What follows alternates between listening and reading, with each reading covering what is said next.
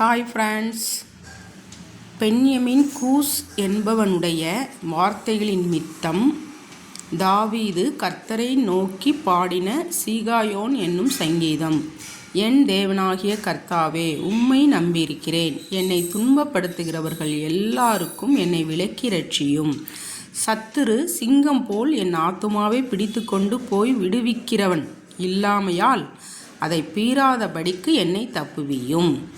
என் தேவனாகிய கர்த்தாவே, நான் இதை செய்ததும் என் கைகளில் நியாயக்கேடு இருக்கிறதும் என்னோடே சமாதானமாய் இருந்தவனுக்கு நான் தீமை செய்ததும் காரணமில்லாமல் எனக்கு சத்துருவானவனை நான் கொள்ளையிட்டதும் உண்டானால், பகைஞன் என் ஆத்துமாவை தொடர்ந்து பிடித்து என் பிராணனை தரையிலே தள்ளி மிதித்து என் மகிமையை தூளிலே தாழ்த்த கடவன். கர்த்தாவே, நீர் உம்முடைய கோபத்தில் எழுந்திருந்து என் சத்துருக்களுடைய மூர்க்கங்களின் மித்தம் உம்மை உயர்த்தி எனக்காக விழித்து கொள்ளும். நியாயத்தீர்ப்பை நியமித்திருக்கிறீரே, ஜன கூட்டம் உம்மை சூழ்ந்து கொள்ளும். அவர்களுக்காக திரும்பவும் உன்னதத்திற்கு எழுந்தருளும். கர்த்தர் ஜனங்களுக்கு நியாயம் செய்வார். கர்த்தாவே, என் நீதியின்படியும் என்னிலுள்ள உண்மையின்படியும் எனக்கு நியாயம் செய்யும். துன்மார்க்கனுடைய பொல்லாங்கை ஒழிய பண்ணும்.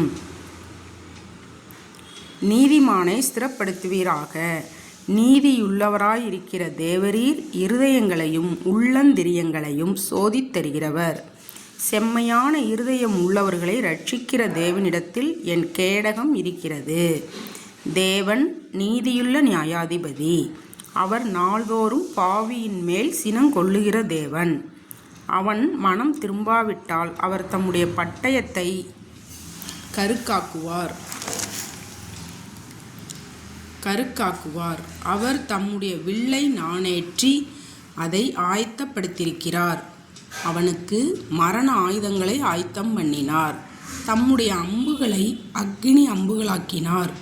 இதோ, அவன் அக்கிரமத்தை பெற கர்ப்ப வேதனைப்படுகிறான். தீவினையை கர்ப்பந்தரித்து பொய்யை பெறுகிறான். குழியை வெட்டி அதை ஆழமாக்கினான். தான் வெட்டின குழியில் தானே விழுந்தான். அவன் தீவினை அவன் சிரசின் மேல் திரும்பும். அவன் கொடுமை அவன் உச்சந்தலையின் மேல் இறங்கும்.